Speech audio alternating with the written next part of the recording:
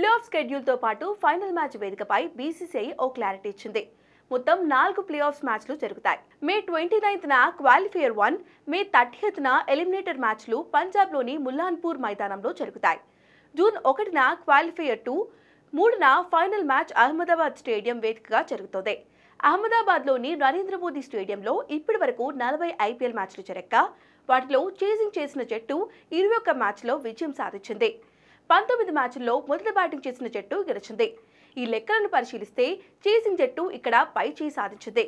నరేంద్ర మోదీ స్టేడియంలో highest score వచ్చేసి 243. ఈ సీజన్లో పంజాబ్ కింగ్స్ ఈ భారీ స్కోరు నమోదు చేసింది.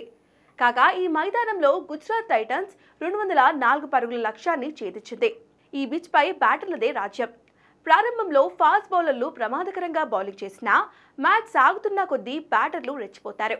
ఈ సీజన్లో ఈ మైదానంలో 5 మ్యాచ్లు జరగగా అందులో మొదటి బ్యాటింగ్ చేసిన జట్టు 4 సార్లు గెలిచింది. ఇక ఈ స్టేడియంలో ఇప్పటి వరకు 2 సార్లు ఐపీఎల్ ఫైనల్ మ్యాచ్లు జరిగాయి. 2022లో గుజరాత్ టైటాన్స్ ఈ మైదానంలో రాజస్థాన్ రాయల్స్ ను ఓడించి తొలి ఐపీఎల్ టైటిల్ ను గెలుచుకుంది. దీని తర్వాత 2023 ఫైనల్ కూడా నరేంద్ర మోడీ స్టేడియంలోనే జరిగింది. ఈసారి Chennai super Kings Gujarat Titans ను 5 వికెట్ల తేడాతో ఓడించి 5వ సారి ఐపీఎల్ టైటిల్ ముద్దాడింది.